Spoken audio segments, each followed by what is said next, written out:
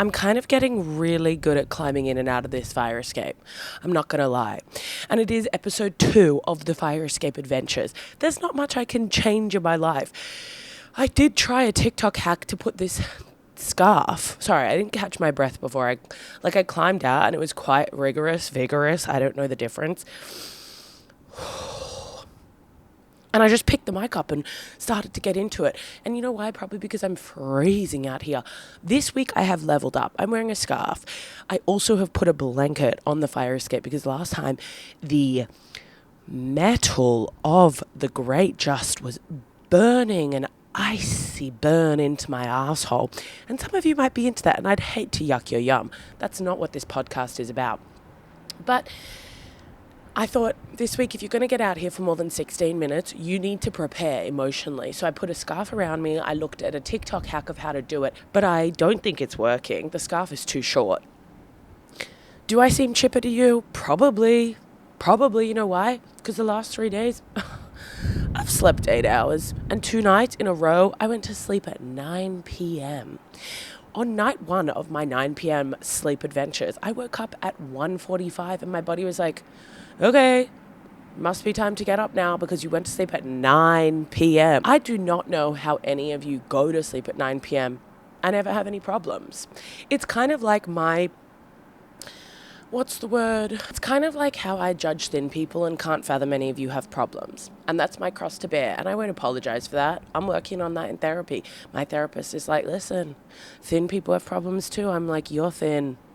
And you trying to explain this to me is not even a problem because of your thinness. Breathe in. Welcome to What the Fuchs with Jess Fuchs. Now breathe out. And scream. Because here's what's pissed Jess off this week. I'm hugging the windowsill like it is my Jack and Rose door through an icy kind of choppy water. So I've been going to sleep early the last couple of days. Last night I actually only got to sleep around 12:15, so that does seem late, but I will say that second night of early sleeping when I woke up, no alarm. Go to sleep early, no alarm.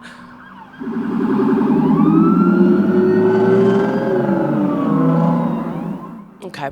Some of the emergency alarms in this country sound like they've been remixed by David Guetta. I'm like, Guetta? Whatever. Guetta. That's not even funny.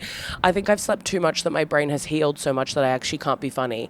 I think well rested and well looked after people. I mean, I've never met a person who's like goes to the gym consistently and is like jacked and is funny. Those things don't coexist, and it is chicken or the egg. Like, were they jacked and so they aren't funny, or are they not funny and so they get jacked? And so it's like that's all they have is to be jacked. Because I think we are just all trying to fill pieces of our personality and identity by the external activities we participate in.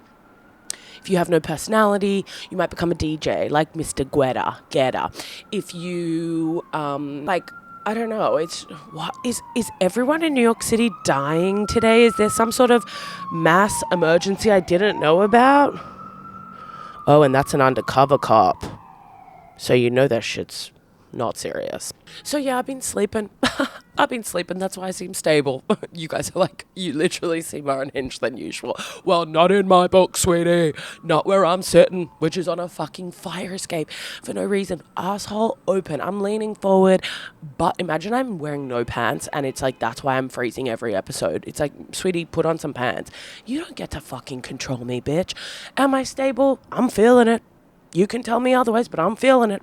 So not only am I more stable recent days, but so I'm sleeping good. I have also been going to the gym, and I go to the gym really consistently in Sydney, but it is really hard here because I've moved apartments. So now I had to like emotionally adjust to going to a different gym, which like I don't mind participating in different gyms. However, there is a part of me that I like the familiarity of like, I know I put my stuff there, I know I do this there, I know I go there. And I think that's because my brain and this I've learned about like comedy as well. It's like in recent years, it's like I can perform anywhere, but I need to like have walked on the stage once, because otherwise my brain is like picking up too many signals at the one time. And maybe that's just being stimulated and walking through the world.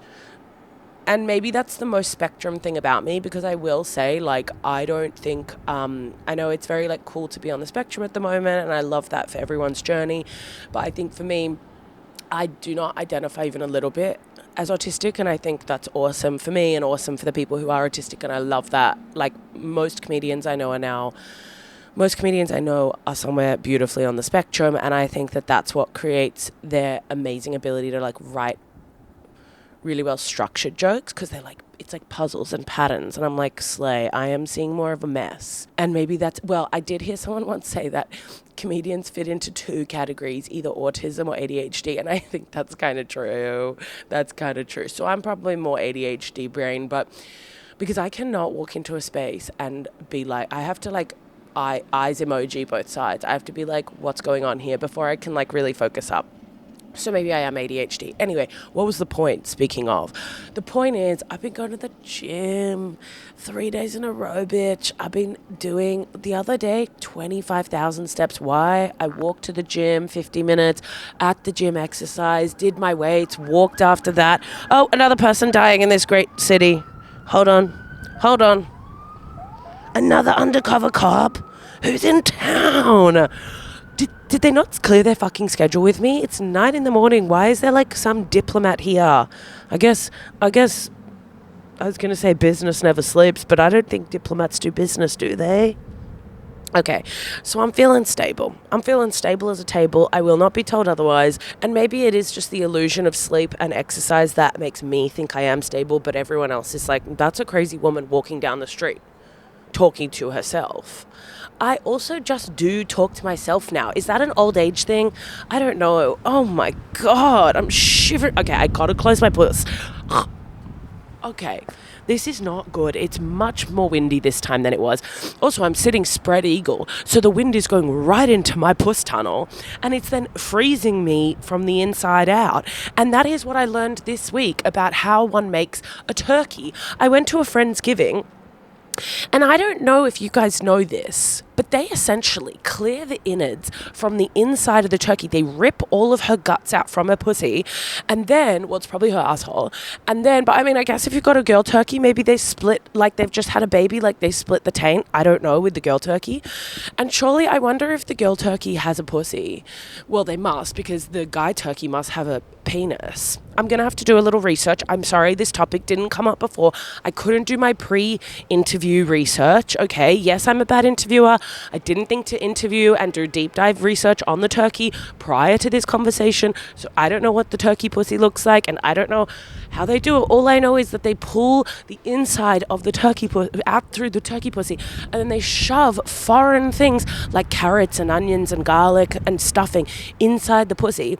And then she cooks from the, I don't know if it's the inside out or the outside in. I can't tell you. But as someone who's sitting in the freezing air, cold air coming through my pussy, I can feel myself like almost dry freezing. Like, I imagine there is a world in which the technology evolves so much so that an air fryer becomes an air dryer, and it's just cold air. It's kind of like when you put your hairdryer on cold and then your hair dries.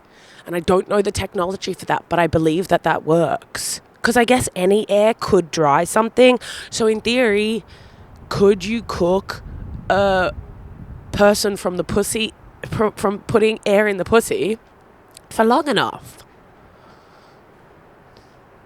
And I know I started by saying I'm stable, but I guess maybe I'm not. Or maybe this is who I am when I'm stable. I think what I've realized in the past 6 months, and as I develop my show for next year, and it's a lot about tumbling into what feels like insanity, but really the insanity is more so, what is it?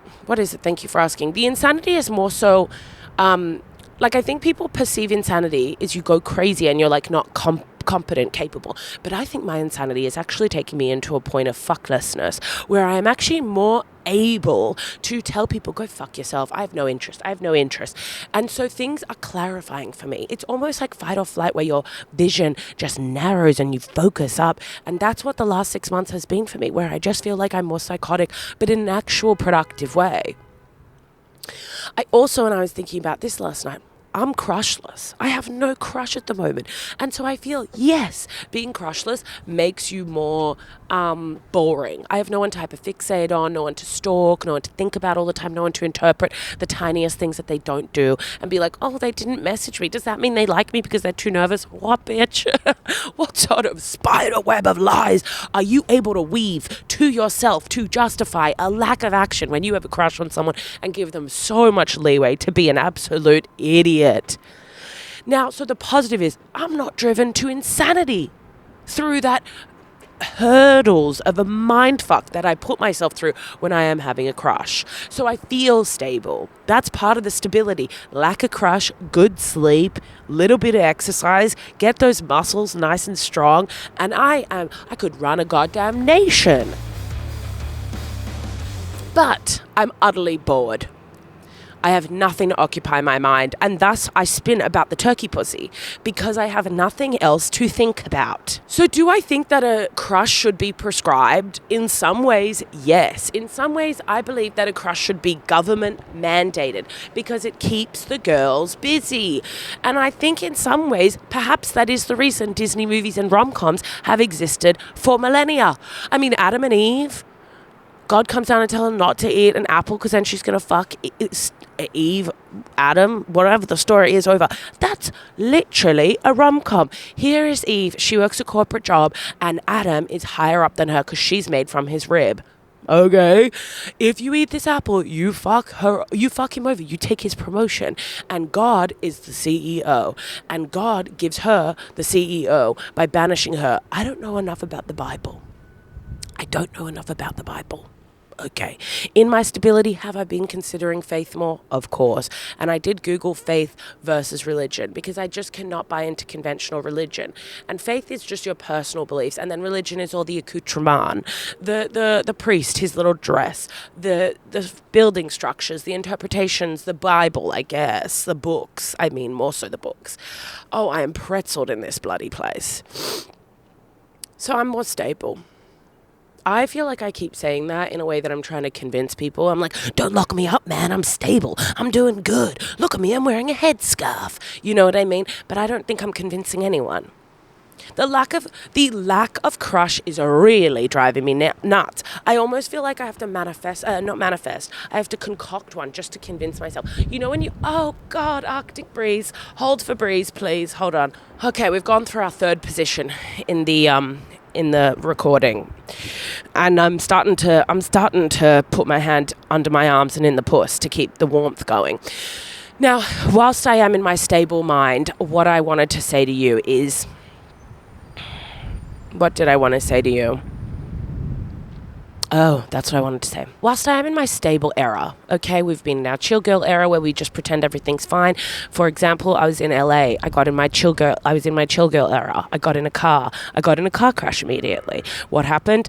I said, this will all work out. Of course it will. Do you want to know what it's all worked out? I thought maybe the next time I come into America, because I was in LA a couple of years ago, I thought maybe the next time I enter America, I'll be arrested. Not a stop in sight. No one cared. There was no banners like, oh, catch this girl wanted, crash in LA. I mean, I had insurance and I did all the right channels, but I still am. America does make you feel like every time you enter, America is like the police. Every time I see the police, I go, do they know, man? Do they know what I've been up to? I've been up to nothing. You know, I've been stable as a table. Every time I enter America, why am I speaking in an Irish cadence? Stable as a table, man. What? Stop. You're supposed to be proving to these people that you are stable. And thus, I am actually more psychotic. And maybe it's just the weather. Do you ever get so happy? Or I don't believe happiness is attainable. I don't believe happiness is attainable. Sometimes, that's not it. Sometimes I think about happiness for too long. And then what happens is I convince myself it's actually not real. The flip doesn't happen. If I am sad and I think about sadness, I don't think sadness is not real, you know? I wish I could just do accents well. It's really hard. So I want to say about the turkey pussy is I have seen people fist so many turkey. I have seen more people fist turkeys in my life than I have ever seen, for example, in porn. Never once seen fisting in porn. I don't really indulge in porn. It doesn't do much for me. And not the ethical consumption of it, blah, blah, blah. I know there's a lot around porn and that conversation, and I don't have the language to even talk about that. It doesn't do anything for me. I'm much more in the mind palace, just thinking about all the filthy things I think about. I mean, you've heard how my head works. Imagine that. I think I would make an amazing porn writer. I know there are some porn sites and stuff now. Why am I saying porn so much? I know there are some sex sites where they write good porn, and also there's audio porn now because women like that more apparently. It's whatever. I think I would be an amazing writer of porn. So if anyone here is hooked up in that industry, literally let me know, because I think I would be a phenomenal porn script person. I think I would literally write some amazing, especially for women, some really good erotica. I think that's kind of where I would shine. I mean, you heard my turkey pussy stuff. Imagine what I would do when I'm talking about a human woman. I mean, erotic. I know you can't admit it, but I know you all got a little bit horned up hearing me describe the turk puss. I think when I think about the turkeys in general, I just think about the fact that one time I saw my friend's dad just deep fist a turkey during Thanksgiving and pull out all of her insides and throw them in a pot. And whilst he was elbow deep in a turkey puss, he kept asking me about my life and my parents. And I said, I don't really want to have to answer questions about my parents with you kind of yanking the guts out of this girl. So, we all have our cross to bear. I did go to Friendsgiving. It was lovely. It was a combination of people. So in America, a lot of people do Friendsgiving. I don't know if that's because some people don't really go home for their holidays, or if some people, especially in New York, don't really speak to their parents for a number of reasons. But anyway, so there was a Friendsgiving this weekend, week early before everyone heads off, week and a half early. I made fairy bread, of course. That was a special request.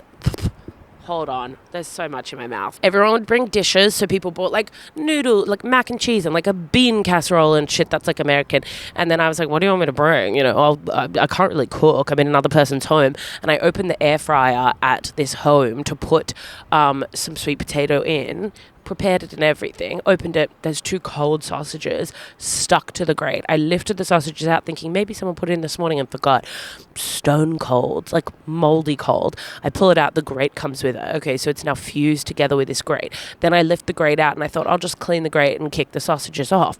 The bottom of the air fryer was caramel had been, and it wasn't caramel because it was probably from the sausages, had been set. And I thought, and I just put the sausages in the bin and I just closed it. And I thought, not my circus, not my monkeys. I am not responsible for cleaning this air fryer. And then I just messaged my friend. I said, what do you want me to bring? And it's got to be able to be made fresh. And she said, make that fairy bread that you made for us many moons ago. Because a couple of years ago, I went to Friendsgiving when I was here last. Oh no, I went to Friendsgiving when I lived here, just pre-pandemic. And I made fairy bread. And if you're American or not from Australia, basically fairy bread is just white Wonder Bread, the whitest, cheapest shit you can find.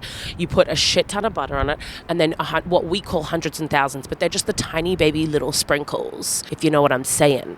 And in America, they don't call them hundreds and thousands, and they kept making fun of me for that. And I said, oh yeah, your fucking place makes sense with all the words you use. I do not like that. When someone makes fun of what the words are that different places use, when they use something different, it's not their version is paralis or something, paralis or something. I'm like, now in what world does paralis make sense for tiny hundreds and thousands? Hundreds and thousands of tiny little sugary beads that are different colors. Imagine Smarties or M&Ms, but they've shrunk it down. Okay? And you're telling me that the word paralis or whatever the fuck you're talking about makes more sense than cute things like hundreds and thousands. Hundreds and thousands. Australia has a whimsy that no other country can match. Hundreds and thousands. all the other shit we say, even how we say no, how everyone makes fun of us. Oh, no, like all the Americans. Every time I say no, they go, no, no, like a chorus behind me. And I'm like, what do you say? No, no, that's not very cute, bitch. I've been in this country too long. I'm starting to freeze. Okay, so I am stable. So as you know, oh God, me rocking back and forth. Anyway, look, that's been it. These episodes are shorter just purely because I'm colder, and you might actually like that. I don't know. I kind of like it. I kind of like that it's just mania for a few minutes, and then I just go, see ya later. But I do have to go because guess what I'm doing today? I slept from 12:20 p.m. till 8:30 a.m. Actually, maybe like 8:10. Then my alarm went off. I doom scroll. If I wake up pre-alarm, I give myself the little treat to doom scroll. And I won't take feedback on that point, because I saw a TikTok that was like, if you set your alarm and then you wake up with your alarm, like if the alarm wakes you up and then you snooze, your body actually gets more confused and more lethargic. Whereas if you wake up with your alarm, if the alarm goes off and you just force yourself to get up, you actually are going to have more energy. Now, did I finish the TikTok? No. So maybe at the end of it, he explains why, or he explains the reality. Maybe that was just the baiting part. But now I thought instituted in Fuchs land is, say it with me, waking up with your alarm immediately. If I've got nothing on, I won't. But then this morning I woke up pre-alarm. I think because I'm so jacked up on sleep. My body is like, whoa, we're overflowing with this shit. Body doesn't know what to do with this much sleep. So I'm channeling it. So I'm going to walk to my gym. I'm going to lift weights. I'm going to look at the hot people around me. I'm going to imagine a crush festering on one of those people. I will never see them again, because this is a city of millions of people. And of course, we all have those crushes where it's just visual because we are too pussy to speak to them. I am guilty. I will not apologize for that. Is it so much for a girl to just want someone to come up to her? Okay, best be off, because I'm starting to feel the curtain of pretend stable slipping, and I don't want it. You won't catch me like that. You won't outsmart me like that. You won't catch me, cunt. You won't catch me. I maintain my stable innocence. Okay, I will not be showing you how I get in and out, because as much as it's becoming a little more streamlined of a process, I watched myself back last time when I filmed on this fire escape, and coming back in, I don't know what's worse, seeing it from behind or seeing it from up front. Am I right, brother? You know what I'm saying? Righto. It's been a pleasure for me. I can't speak for everyone else, but I'll say this is maybe one of my favorites to record, but also pussy frozen out here. So my brain, there's a direct, people don't want to talk about a women's health and women's body, but you don't know, there's a direct neural pathway from the puss to the brain, and it's being frozen down below. So like a thermometer, whoop, all the way to the brain. My brain's frozen. Knock this thing against a table. It's a frozen turkey. You got to let it thaw. While I edit, that's letting it thaw. And by the end, when it's thawed back to normal temperature, I'm going to go, what's that episode? We can't put that out there. We can't let people see them like that. See us like them. Me thinking I'm a collective now? Righto. Over and out.